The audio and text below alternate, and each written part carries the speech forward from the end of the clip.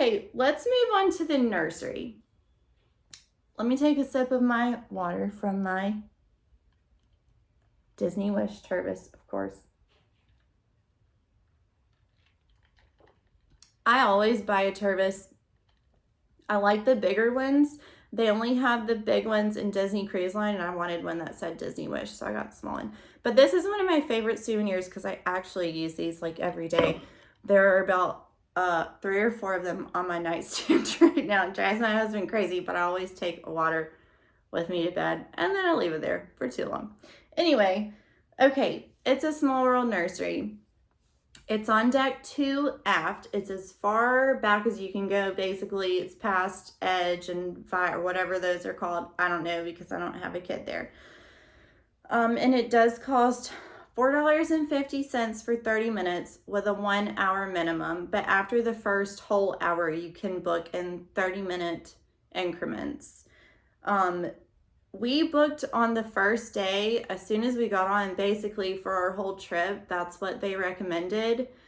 But every time we dropped him off or picked him up, or a few times, he was the only baby there. So I don't know if that's really 100% necessary, but regardless, we did that anyway.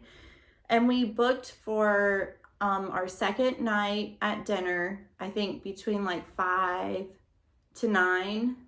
And that actually worked out. We were at Worlds of Marvel that night, and the show was very loud. So I was kind of happy that he wasn't there. And it was really nice to just, the two of us, get to like sit and eat and enjoy it and not try to like catch flying food or utensils or, you know, whatever. Who's going to hold him now? He's whining. So that was nice. And then we also booked 12 to 4 on the day we were on Castaway Cay. But we didn't end up taking him until 1 because, like I said, lunch starts at 11:30, and he was having fun, and so we just took him from 1 to 4. They do give you a diaper bag to use for your trip. This is it. It's just a little, I can't think of what this is called.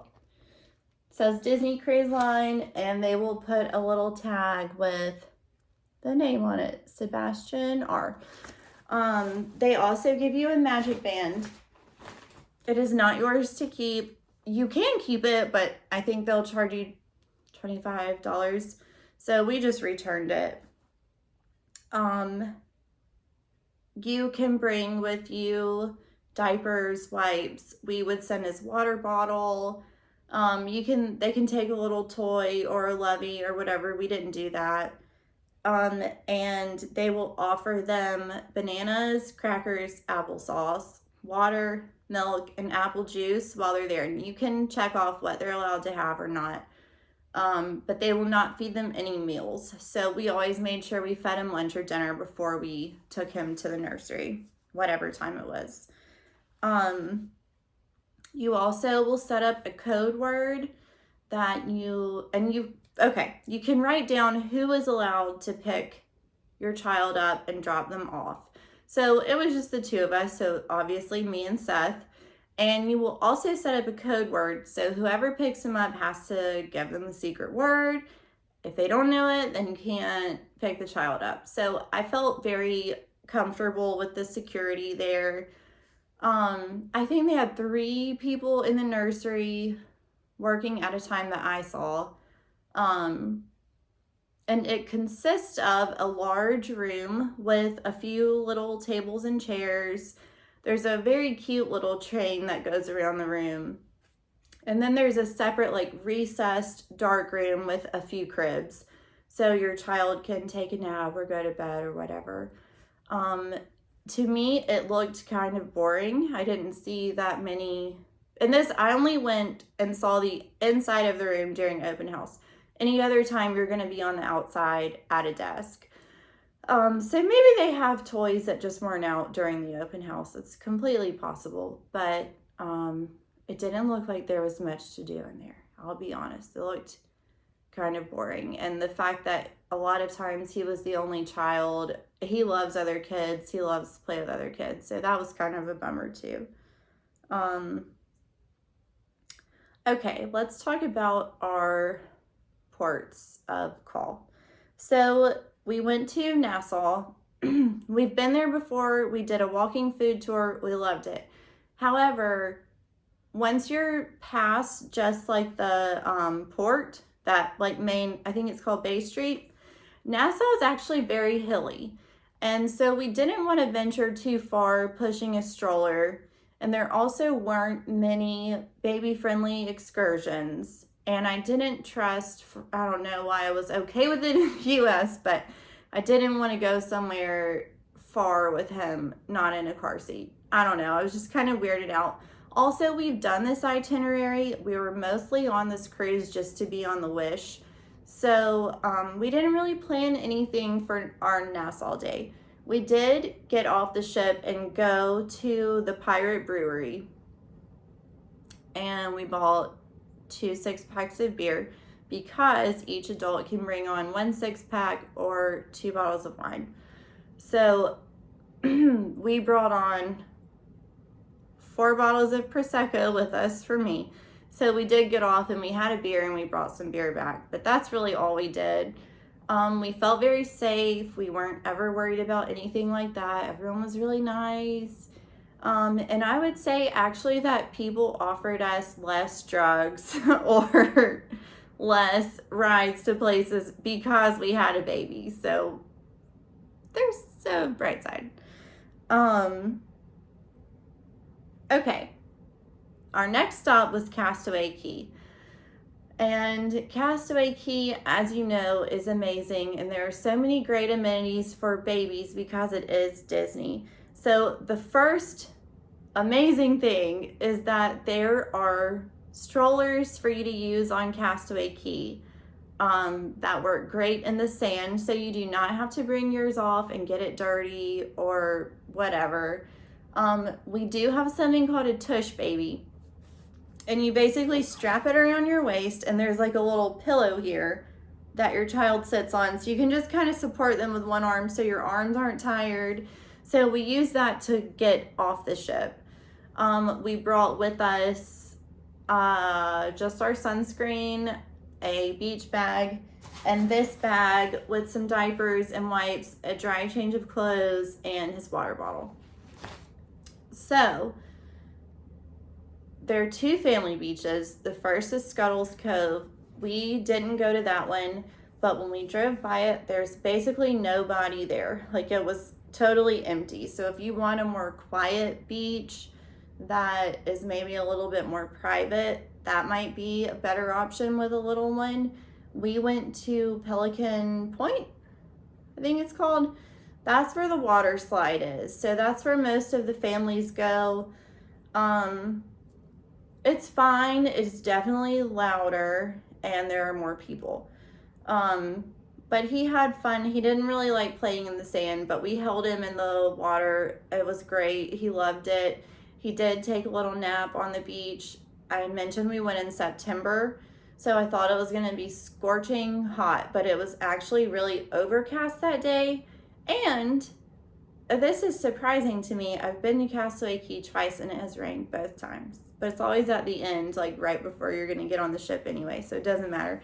But there was a nice breeze. It was overcast. It was maybe like 88 degrees, so it was not too hot. It was fantastic. He took a nice nap on the little lounger.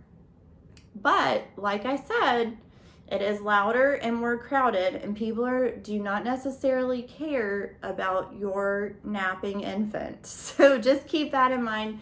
Maybe if your child can't sleep through loud noises, maybe Scuttle's Cove is better.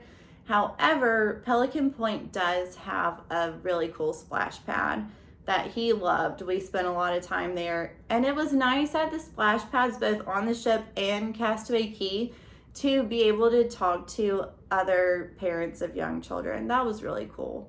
Kind of brought us all together, and it was nice.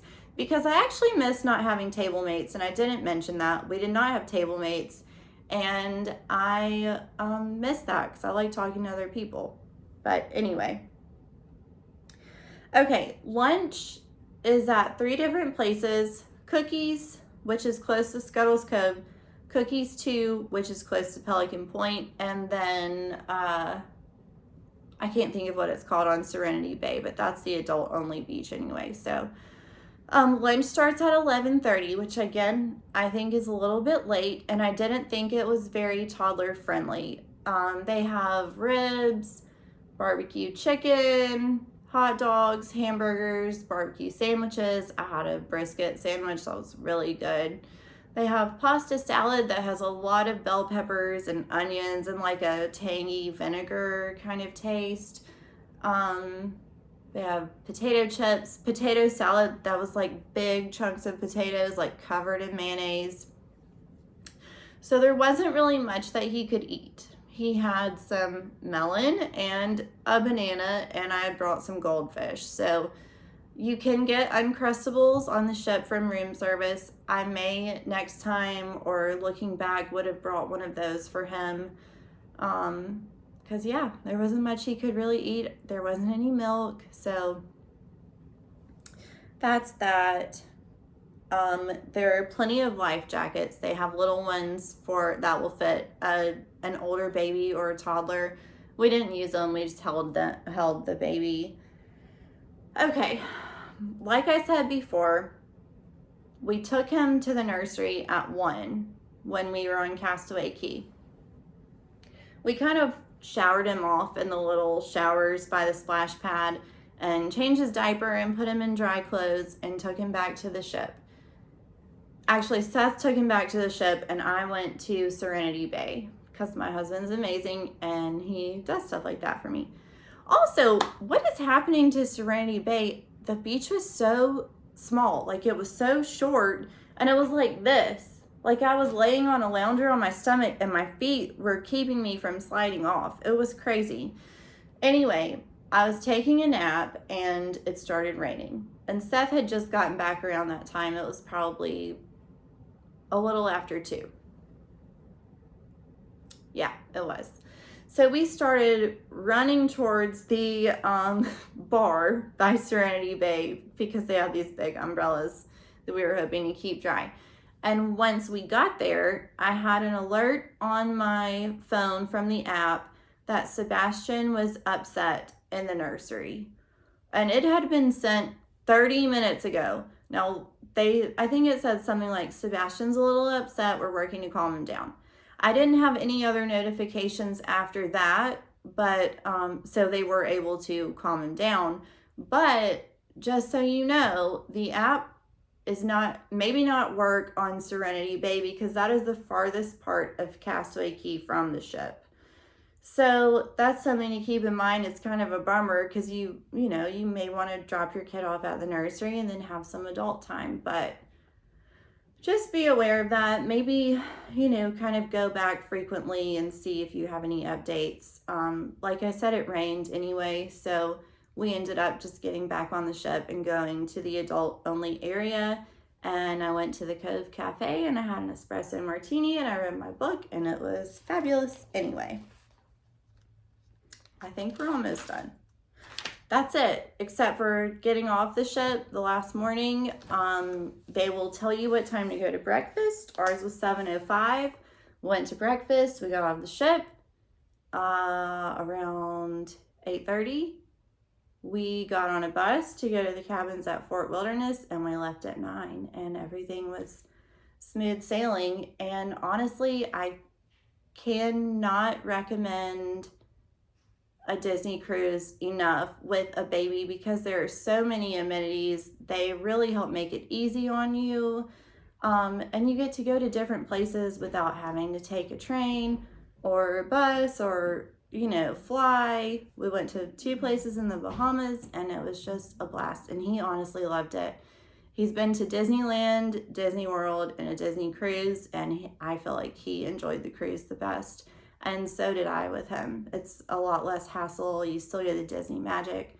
So anyway, if you want to hear about my experiences with a baby in Disneyland, he was 10 months old at that time, and Disney World, which was immediately after our cruise, just let me know. If you have any questions or comments or tips for anyone who might be watching this, please leave them down below and let me know if you are planning on going on a cruise with your baby or toddler. All right, thanks for watching. It was good to be back, and hopefully I'll be back again soon. Y'all have a good day. Bye.